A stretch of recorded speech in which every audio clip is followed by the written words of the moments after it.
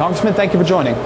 Thanks for having me on. I appreciate it. Congressman, Tom Coburn, I think you know him well, is a pretty conservative guy. Saxby Chambliss, Mike Crapo, too. They're not folks liberals tend to hold in high esteem. And both of them were deeply involved in crafting this compromise. Is it something, from what you've heard, that you could see yourself supporting? Well, that is from what I've heard, and so I'd want to look at the details. Half a trillion dollars in cuts now, that's a great big cut. The $1 trillion in revenue generation, what are the tax loopholes that would be closed? We all have different definitions of what that is. And then when you look at the piece of it that you mentioned that requires a 2/3 majority vote of Congress to overturn or to advance, I don't think you can bind a subsequent Congress. In fact, I know you can't.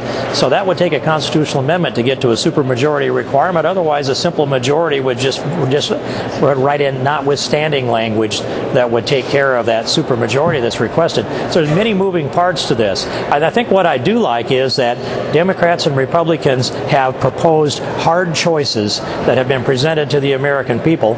And when that happens, I think it tells the American people what we have to do. We have to make hard choices. What are our principles and where are we trying to go? And I didn't hear the amount of debt ceiling increase that would come with that. I presume it's the $2.4 trillion. I think we should be doing something with the debt ceiling increase, if we do it at all, that brings it to a conclusion about a year from now so we can reassess the situation rather than all of us seek to dodge that bullet before the election in 2012. I have to ask you on that, Congressman, why would you, knowing what an election year is like, why do you want to put something as dangerous as a debt ceiling increase into the middle of it? I mean, if it is a $2.5 trillion increase, we're far beyond the dollar-for-dollar demand that Speaker Boehner has made. So why bring this into the middle of an election year when the chances of a catastrophic mistake, because the two parties are so hyped up and are so angry at one another, rises? Isn't that exactly when we wouldn't want to do a debt ceiling increase? Well, it sounds to me like about $3 trillion in cuts for about if it is $2.4 trillion in debt ceiling increase. So I wouldn't say quite far beyond. I have great faith in the American people. They sent a new majority to the House of Representatives to put an end to the irresponsible spending. I'd be very happy to put it before the voters and have the newly elected officials that are elected in 2012 be accountable to the voters. If we bridge this over until February of 2013, which is what's before us does, then we're dodging the responsibility that we have to face the voters with our decisions. And so too often members of Congress will appoint a commission, or Mitch McConnell's proposal, which put the responsibility back on the president, in a way avoided that responsibility for Congress. We do those things too often. I want Congress accountable. We need to make decisions and be held accountable for those decisions. We need to tell people what we're willing to do and what we're not willing to do. Let me read you something the conservative columnist David Brooks wrote today in the New York Times.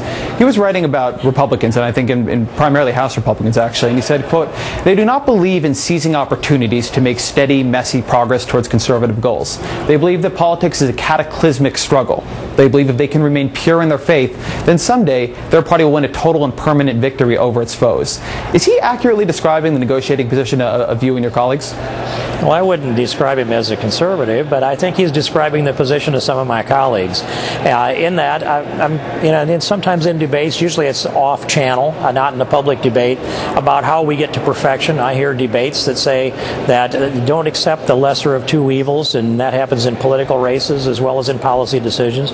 My argument is that we've got to take what we can get when we can get it, and we've got to use the leverage that we have when we have the opportunity to do so.